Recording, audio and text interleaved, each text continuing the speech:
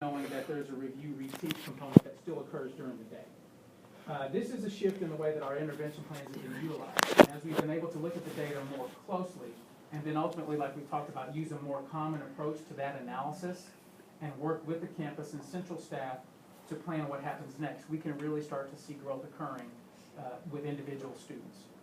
Each campus has unique needs, and the plans for intervention reflect the needs of the students and the teachers. They are different, but they're still very much aligned with the goal that we have. So tonight we've asked Michelle Zucker, principal of Thurgood Marshall Elementary, to share details of her campus plan with you so you can see how much has changed and how much is happening. But as she shares with you tonight, before I throw it to her, I want to remind you of the core components of DRIVE, and you see them there on the screen. The data-driven decisions, the rigorous and relevant curriculum, individualized and innovative instruction, valuable professional development, and effective leadership. You're going to hear these expectations throughout everything that Michelle shares with you tonight.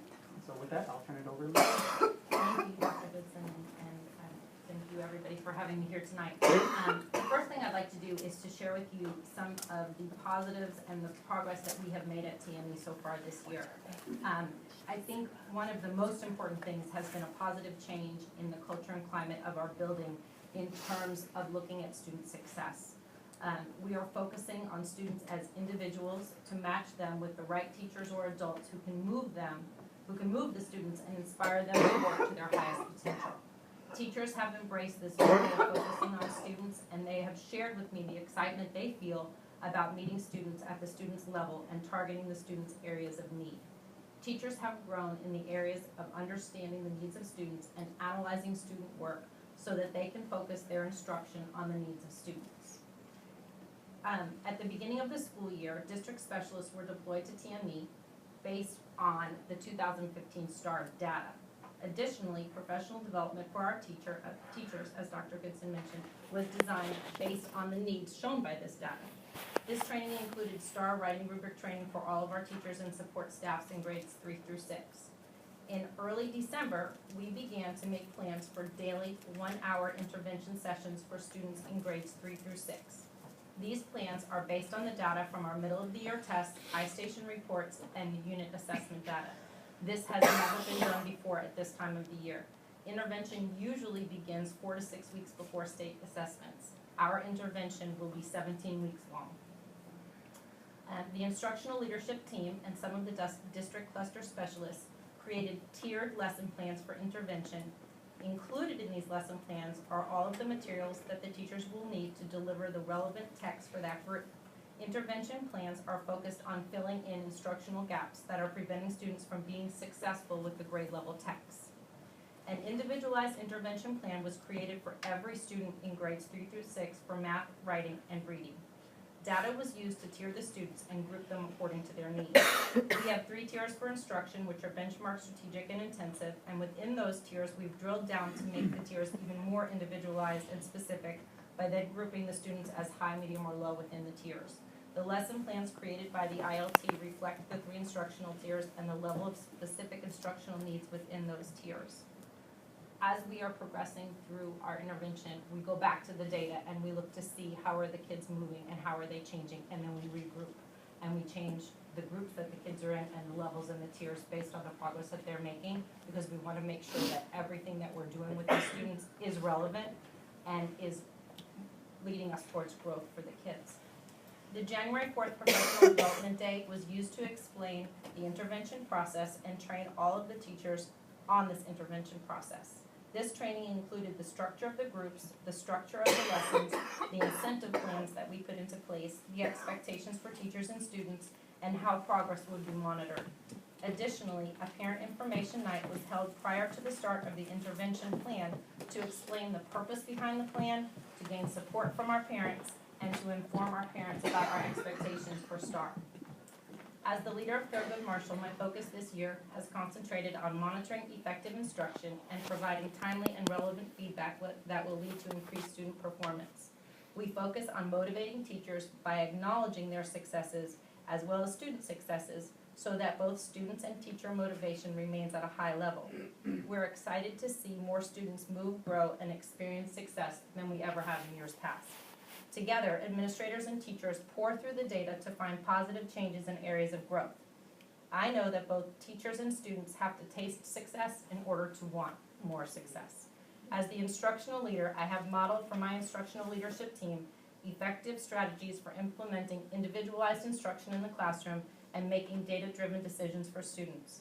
As a result, the campus leadership team is moving teachers towards understanding how to plan for and deliver individualized, purposeful instruction for all students based on data, specific student needs, and effective utilization of the curriculum and text. We're moving away from instruction that is designed for the majority of students and focusing on instruction that meets individual student needs. We're delivering this instruction through the small group model because our data shows that this model meets our students' needs more effectively. Consistent, timely feedback is provided to teachers as we increase our presence in classrooms. We challenge teachers to grow in their instructional delivery through the conversations we have during planning meetings and the feedback given by campus leadership. Teachers are starting to take ownership of their learning and growth as they become better prepared for data analysis and lesson planning meetings. Through this preparation, they are better equipped to develop parent partnerships that focus on student achievement. As an administrative team, we have logged over 200 walkthroughs between November and January. We have focused our instructional conversations on the DIP, the CIP, and the TIP goals of increased student performance in reading, writing, and science. As a result of the continuous changes we have made this year, we have seen growth in our students and our teachers.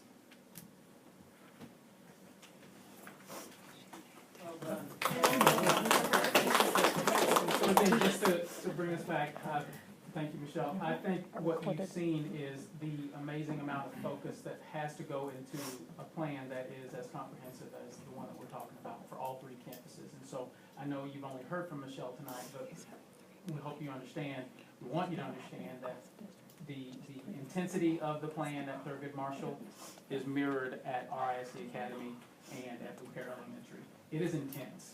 If you go, and I think some of you have actually been able to see it in action, it is fast-paced, but the difference is we are hitting this fast pace much earlier than we would have normally hit it. And the focus and expectations are even more clearly delineated for every teacher, every support staff, every central support staff.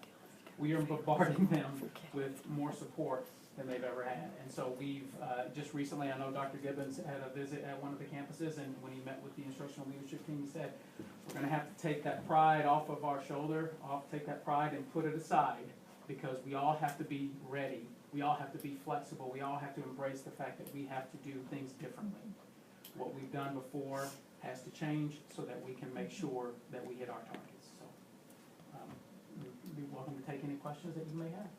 First of all, Michelle, thank you so much. You can tell just by presenting how passionate and how emotional and your personal commitment to your students and to your teachers. And so we appreciate you greatly coming and sharing everything you're doing on behalf of your staff. And so I would just say on behalf of the board, if you would take back to them how proud we are of how they're putting their kids first. And I know that you're there for each other. But as I've often said, you have a great staff because they have a great leader. So thank you for all you're doing. And with that, I'll open it up to our colleagues on the board for comments or questions. I'll make a comment because I had the opportunity to see the intervention in progress, and very impressive, very focused. Kids were so engaged. It was almost like excitement, going on. And not that all of our schools don't have some of that, but just the level of intensity, as you mentioned, was incredible. And I can see how there's a lot of progress being made. So thank you very much. That's incredible. And thanks to all the support to everyone. Thank you so much for coming tonight and sharing with us what you're working on. This question may be more appropriate for Dr. Richardson or Dr. Stone. I had a chance, in anticipation of this agenda item, to go back and look at the information you guys have presented to us in the fall about the improvement plan. And so just kind of wanted to get oriented. I know that you had mentioned that 100% of the teachers have been trained. I heard you say you had done 200 walkthroughs, which Not me personally, but but yes. still, I mean, you and your staff, I mean, I wanna put my stepper on and get some miles for what you guys are doing on your campus right now. And so I think that probably speaks to the second quarterly goal, which was demonstrating, some of the strategies that were in place, which I think brings us to the third quarter. And so I'm curious to know, I know you guys have mentioned how much data you guys have been looking at. How are we feeling about how the data's tracking at this point? And there were some substantial increases that were gonna be required to hit our 65% goal. And how are you guys feeling about that? You know, we've been working with Elvia. One of the challenges with the data that we're looking at right now is because they are with unit assessments, each unit is different. And so what we use the unit assessments to do is to look at the growth within that particular unit of study. You can't really just carry over one set of unit assessment data and then compare it to another one because it's kind of apples to oranges, so to speak.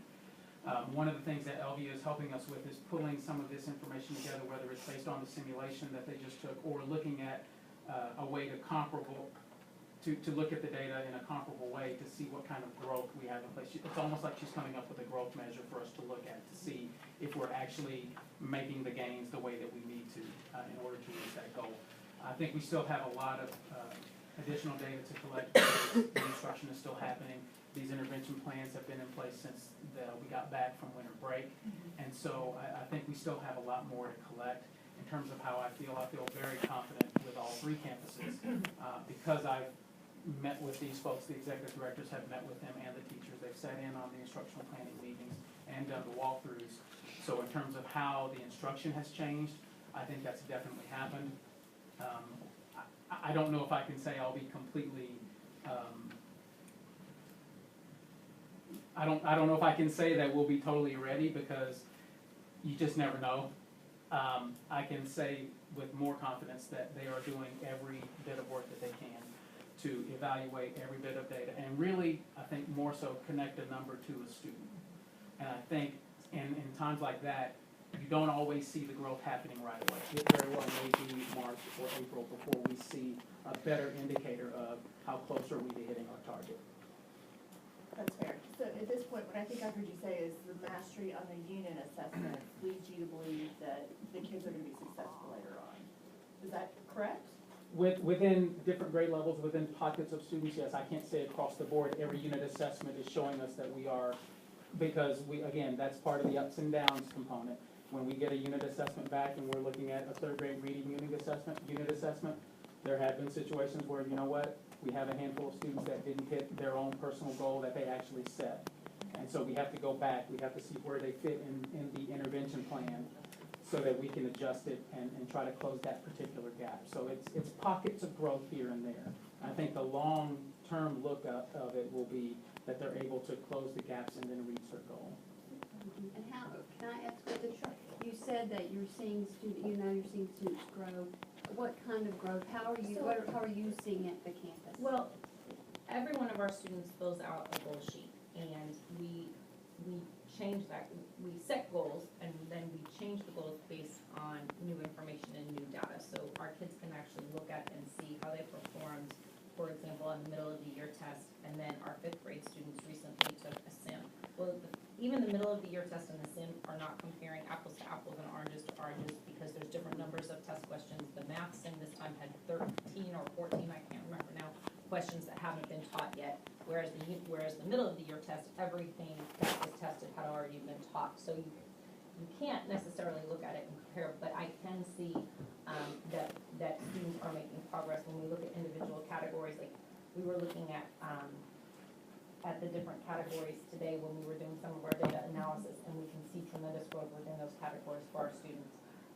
We can see that individual students are growing. They may not have passed the test, but they have grown in their percentage. I mean, in some cases, we're seeing kids who are doubling, and that's huge. I mean, if you double every time, we'll be golden, right? Yeah. But we really do have to drill down and look at every single student. If you just look at the masses, at all students, you're not going to see the success stories quite the same way as when you get down to the individual student level. And so that's what we're focusing on. And as I said in my presentation, we're drilling down in this data. We are making sure that we see these gains and that we're showing those to the kids and that we're sharing that with the teachers because they have to have that. They have to see that this enormous amount of work that they're undertaking is working and it's moving them, and it is, and that makes a huge difference for the kids. It makes a huge difference behaviorally, it makes a huge difference academically, and when they taste that success, they want more success, and that's what we see. I think that's the biggest difference in the approach. This individualizing of instruction is a different approach, and it's very different than what you've done before, Absolutely. right? And so, that individualizing of intervention plans, student by student, there are different measurements that are occurring that have never occurred before. And so when she's talking about the growth, I'm so pleased that she's seeing it student by student, because that's what we've embedded in terms of our processes this year that is very new. When we look at students, when I said every student has an individualized plan, like I might be a tier 1 high student for reading, but I'm a tier 2 low student for math. And so what I do on my math days is very different than what I do on my reading days. I'm not in the same group with the same kids, with the same teacher. It truly is, I mean, there are Army campaigns that are less complicated than what we've got going on.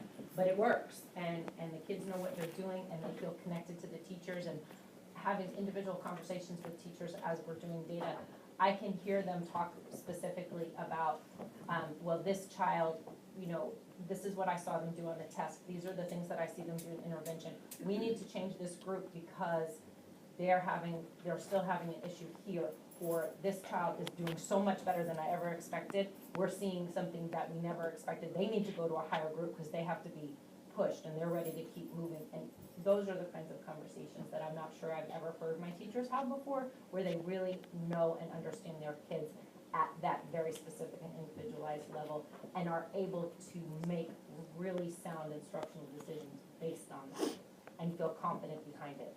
And I feel that, you know, just today, for example, with the fifth reading and math data analysis meetings, I felt like we were at that level, that we were talking about moving specific kids and how are we going to change what we're doing every day to meet those kids' needs. So, and this is a question obviously as much for Dr. Stone and Dr. Goodson. Does this new process model become the best practice and it becomes sustained in terms of instructional strategies? I'm probably assuming there are more resources than you've had in years past. So does this become a sustained instructional model? You know, for our schools that have students that come with challenges. So especially as we go into a budget. Absolutely. Absolutely. We've had great conversations, the executive directors, Dr. Goodson and myself, sitting around the table saying, how are we going to deploy our resources differently when we start the second semester to support this? Because what has happened at Thurgood Marshall is tremendous in that when they started the second semester, Michelle came back to her teachers and said, first day back, we're changing the schedule, get ready. We're going to be changing the schedule completely to build and support next skills for every student that we've never had before. And I asked Michelle, how different was it? You know, It's tremendously different. I mean, we're creatures of habit. We like our schedules. We run on schedules, and to come in and say, this is the new normal.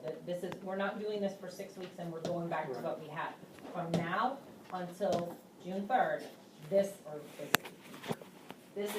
is the new normal. And I think that's made a tremendous difference with the teachers too, because it doesn't feel like it's something that's just temporary.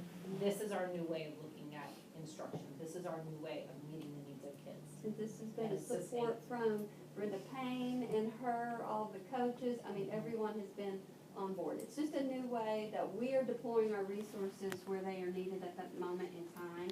It's not that we're just deploying them out equitably across the district, but the whole district has understood, and that's the new approach, and I think it's working. And I think the impact goes so far with all the other campuses as well, because again, as creatures of habit, we would think it's just a reading camp or a math camp or a science camp leading up to This is much, much more than that because we realize systemic changes have to occur. We have to really look at, this is not the temporary schedule like Michelle said, this is our new schedule. This is what your day will look like. This is what the student's day will look like. This is what the support will look like throughout the day. And we've talked about, even insofar as like next year, starting this maybe August 22nd, I think is when we start school, but really starting it from the beginning that while we started so much earlier this year than we ever have before, to even go earlier than that and make the new normal. In terms of answering the question, yes, what we are learning about the best practices here, going into summer leadership and professional development for all of our schools, all of our campuses, we will be replicating these practices across our campuses. Just a couple comments I'll make. You know, the report, you heard a lot of data that's very comprehensive in nature, that touched on culture, it touched on climate, leadership, instruction, lesson planning, monitoring, data analysis. But I think what was most important to me, and I think to you as well, is the level of commitment, passion, ownership of what's going on at the campus, and just the support that's been generated by the team. And so thank you, Michelle, fantastic job. We get to hear from our other two principals on the quarterly reports, and this was a great report tonight and very representative of the things that are going on elsewhere. So again, thank you, and especially a thanks to your teachers for the efforts that are going on. If you'll take that back, we know that you guys are working on the work, and it's all focused on kids, and it's taken a tremendous amount of energy, the willingness to do some things differently, and so just really appreciate it. So please take that back to your teachers tonight. Another round of applause.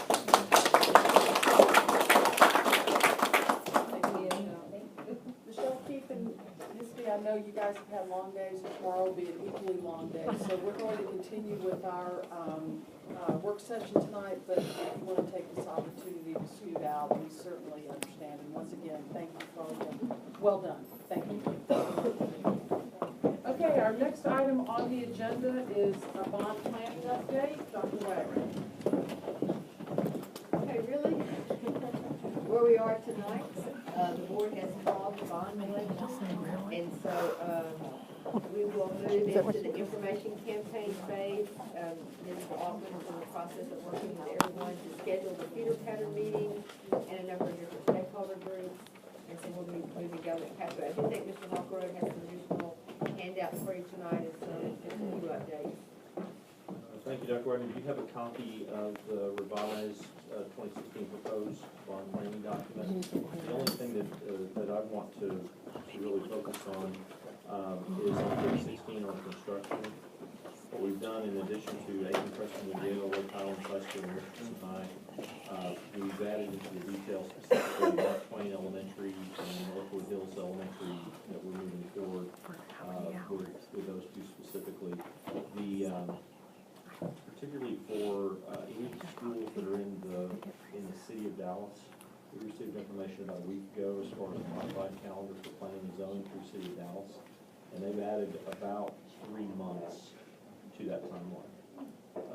So, you know, with the city of Richardson, it takes about 6 months to get through planning zoning and another 2 months to get through permitting. We're now looking at 9 months to get through planning zoning with the city of Dallas, and 2 more months to get through permitting. That is a recent change. We just received that about 10 days ago. So the